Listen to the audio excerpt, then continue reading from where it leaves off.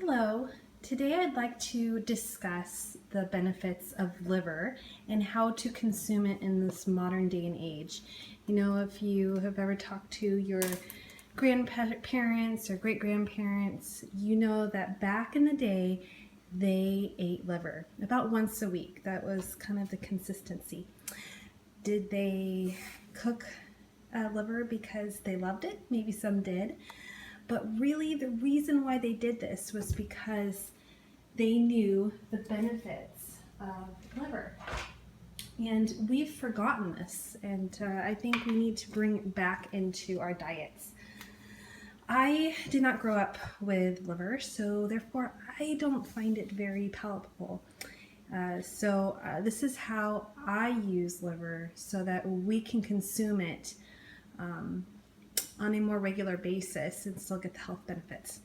So why should we consume liver? It literally is a superfood. It's chock full of vitamins and minerals and fats and proteins.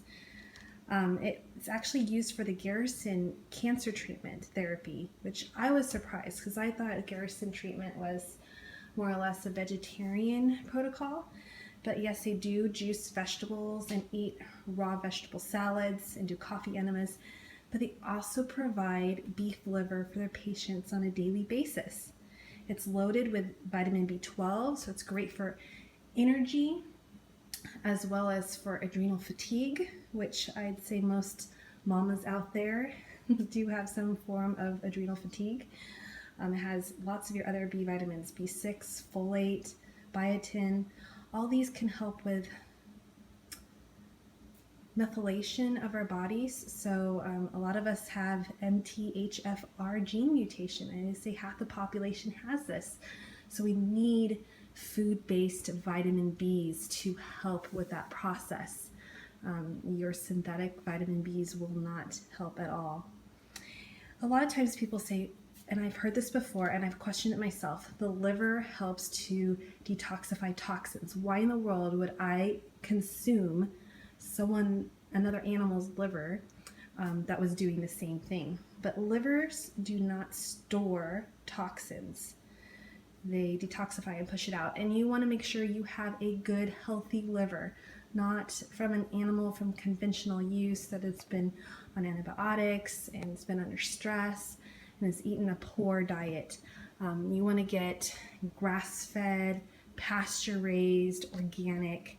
So I have here sliced liver, and it's organic, 100% grass-fed and grass-fed finished. I would like to be able to actually get it from a local source, but unfortunately I haven't been able to do so at this time, so this is what I am doing. And this can be helpful in a liver cleanse. It gives your body all the nutrients it needs to help detoxify properly. And with our toxic world, we all need liver detoxification on a regular basis. It has loads of iron, about 50% of your daily value, just in liver, and lots of zinc.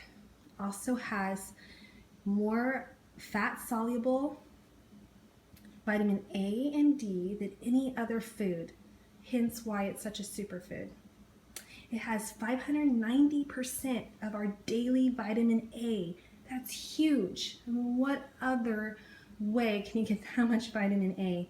And a lot of times people say just eat lots of carrots, just get beta carotene. Yes, it is converted in your body to vitamin A, but at a much, much reduced rate. I forget the percentage, but it's barely anything.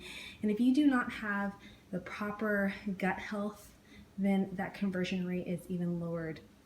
And we need vitamin A because it helps our immune systems, it helps with reproduction. I mean, how many people we know, if not ourselves, that have issues with fertility? It reduces gum disease and cavities, and I will vlog later about my issues with cavities. And I have noticed that in taking more vitamin A, vitamin D, vitamin K, whole foods based, kind of Weston A. Price mentality has really helped with cavities. So this is how I make it. I don't want to eat all liver, so I take this frozen liver and I put it in a high-tech blender. So Blendtec, Vitamix, whatever you need. I'm hoping that's enough liquid, and I'm gonna mix it up and puree it. It's kind of disgusting, you don't wanna smell it. I tried this once when I was pregnant and I almost vomited. It's not a pretty sight. But you only have to do this, you know, a few times a year, and then you got all the liver you need. Is this the best way to consume liver? Probably not, because we're not getting a huge amount of liver, but we're getting some. We're getting some vitamin A. You can tell if you're vitamin A deficient if you touch the back of your arms or in your thighs and there's lots of bumps. That is a telltale sign. Your body always gives signs as to if it's deficient and not running properly. So as I've been consuming more vitamin A, I've noticed that those bumps are a lot less. So that's very exciting. And this is how I do it, along with cod liver oil on a daily basis. So I'm going to mix this up.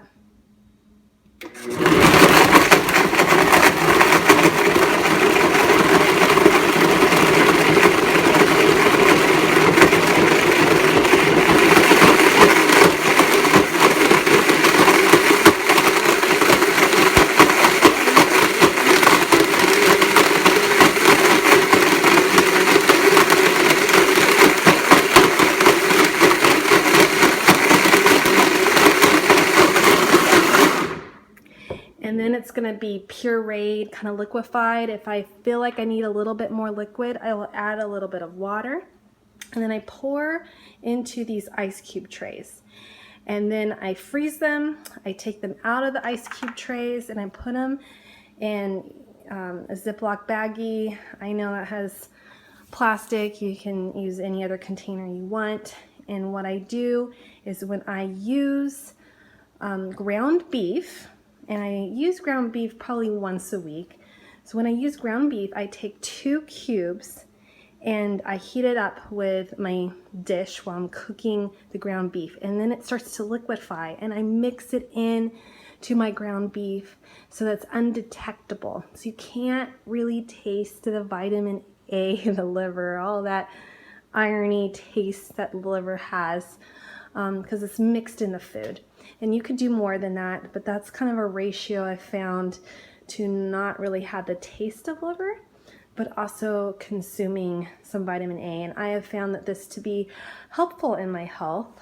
So I hope that if any of you are shying away from the use of liver, as I have for so long, this might be a great avenue for you to consume a little bit of liver and enjoy the health benefits that it offers. Bye for now. And please subscribe to Crunchitarian for more health information. Thank you.